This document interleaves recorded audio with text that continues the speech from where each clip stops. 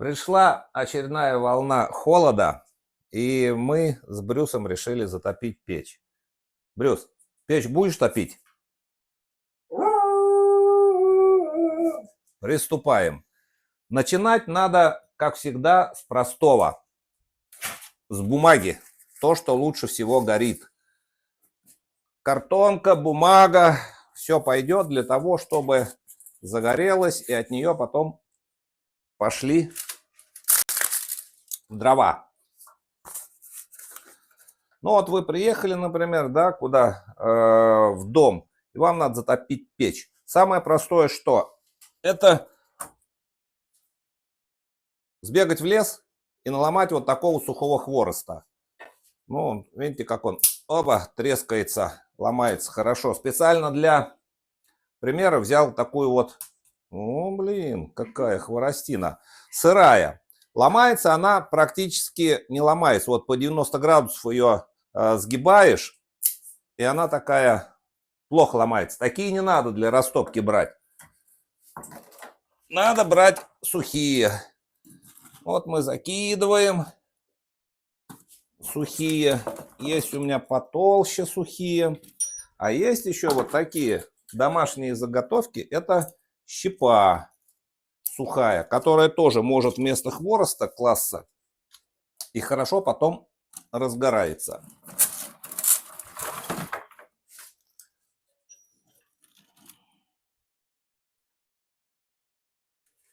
После того, как мелкие дровишки закидали, кидаем что побольше, чтобы так постепенно наша печка разгоралась.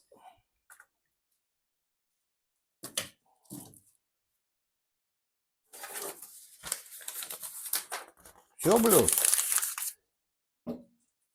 Не забыть надо открыть поддувало, чтобы была тяга. И поджигаем нашу бумажку.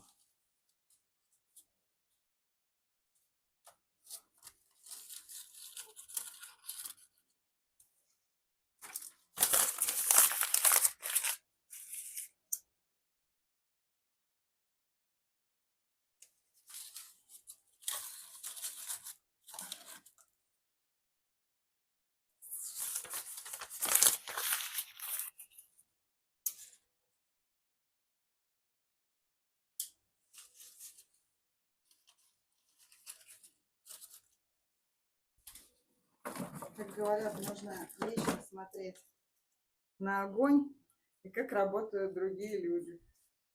Да. Труд облагораживает человека.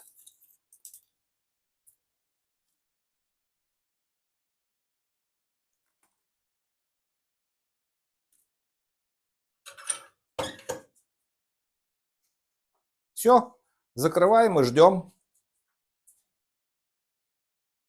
Ну вот прошла буквально минута. Смотрите, занялись хворост и щепа. И сейчас постепенно будет дальше разгораться наша печка. Ждем.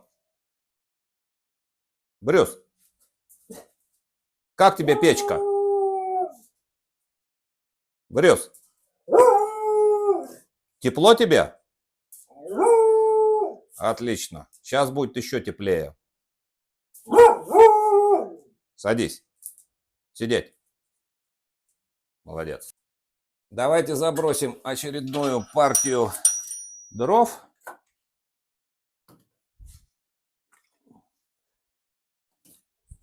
Вот. И про поддувало. Когда в топке будет достаточно углей, ну это спустя, наверное, минут 15, поддувало можно будет закрыть, и процесс будет идти уже от температуры и от углей, которые там. Но сейчас необходимо доступ воздуха, поэтому у нас временно поддувало открыто. Да, Брюс? Поддувало открыто? Че молчишь-то? Молодец. Так, ну вот огонь хороший. И поэтому еще мы забрасываем дрова, которые больше по размеру. Вот такие можно. Тоже пойдут. Щель все меньше и меньше в поддувале оставляем. Но так как основательно еще не разгорелось, приток воздуха обязателен. Нагрелась печка. Руками не берите, специальная кочережка есть. Ну, смотрите, угли есть, все в порядке. Можно закидывать самые большие дрова, какие найдете. Такие можно закидывать.